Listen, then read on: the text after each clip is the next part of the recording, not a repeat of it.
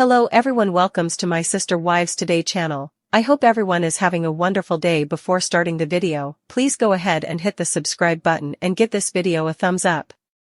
Sister Wives, the reasons Meri Brown is the real family villain.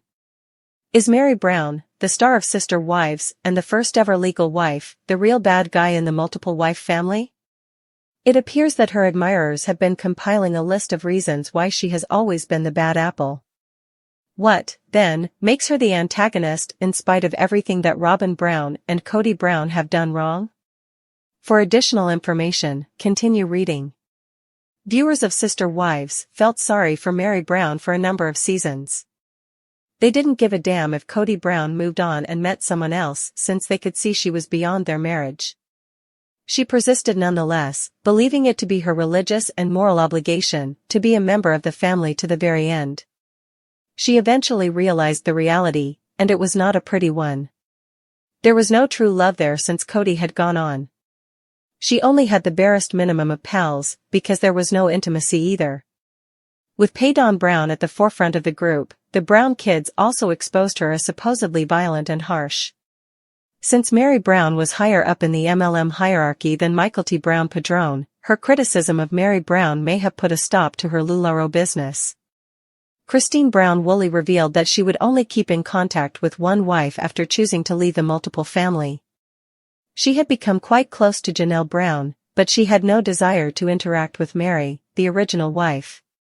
Fans of Sister Wives have long detested Meri Brown's actions, even going so far as to call her a bully. When Christine Brown Woolley launched her cooking show, they created a Reddit forum. Fans were not amused when Meri went on to make fun of it.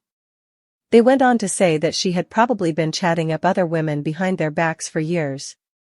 I've always thought of her as a mean girl. Complete bully. I recognize that Meri's bullying was motivated by concern about her infertility and Kody's bad behavior, but that doesn't make it any less cruel. Perhaps it explains why nobody ever asked her to stay during COVID. Fans also believe that she uses a lot of deception techniques, and her exorbitant fee for her B&B getaway will never be forgotten. Despite spending thousands of dollars, she was unable to achieve the necessary response. She thus gathered support from her fans to give the impression that it was effective before trying again. For a while now, Meri has had trouble becoming likable. Now that she's not with the family, perhaps she can earn some respect. 3 times Michael T. Padron becomes embroiled in a drama that wasn't about her.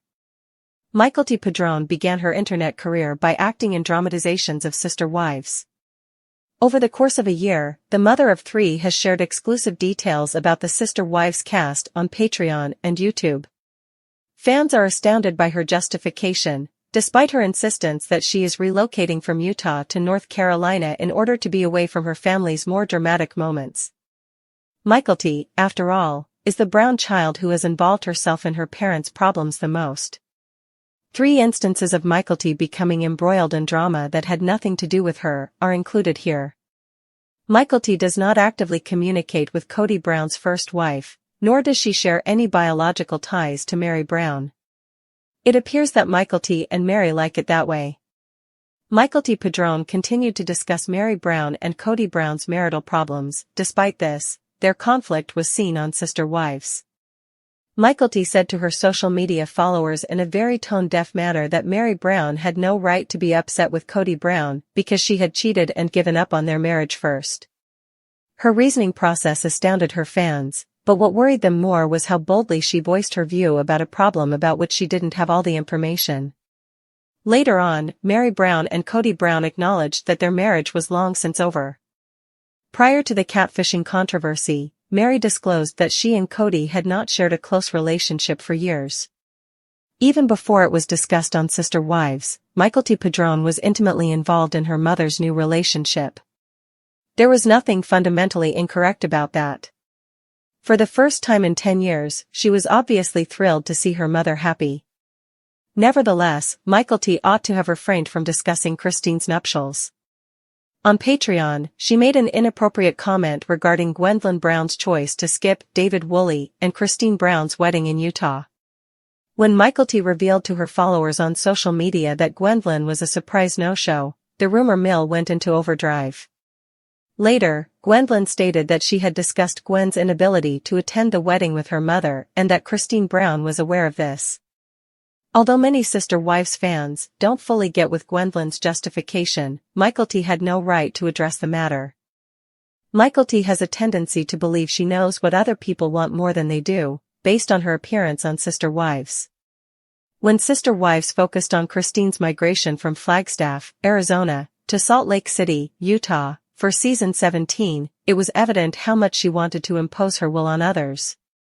Michael T, who was then residing in Utah, intervened in the relocation. She made the whole family gather to bid Christine and Truly Brown farewell. Christine wanted to get out of town quietly. It was evident that nobody who showed up wanted to be there either. Fans of Sister Wives generally concur that Michael T ought to have just kept out of it. The premiere date for Sister Wives' 19th season is still unknown. However, fans should anticipate that the season will start in August or September. Michael T seems to be a part of the next season. Meri Brown is relieved that her breakup with Kody Brown has finally brought her some closure. After years of marital estrangement, Meri and Kody finally had a breakup conversation, as she puts it, on the most current season of Sister Wives. In retrospect, she says she's very pleased with how that went. Meri, 53, disclosed that she had a plan when speaking with her former partner during an interview on the Sarah Fraser show. "I wanted to talk about certain topics and bring them up, and I had the chance. And then there were instances where he seemed to be saying some truly absurd things. And I asked myself, really? Really?" Meri thought back to Kody's obvious mistakes during the exchange. Meri Brown confesses that she's not sure if Robin really wanted her to continue being polygamous, not everything was matching up. Before that conversation, Kody, 55, hadn't spoken to her so definitively, according to Meri, so some much-needed clarification was provided. "You know, until that year, you and I had not had those specific conversations. I had heard tangents, I had heard temper tantrums, and stuff like that. He wasn't speaking to me in that manner." Meri admitted to watching the show again and claimed she was seeing things that Kody said on the TLC series, but not directly to her. "I'm not a moron. I kind of made that happen because I see what's being said and I also deserve to hear those things expressed to me," she remarked. During their chat, Meri also observed that Kody was saying different things, to her, than he was saying on the show.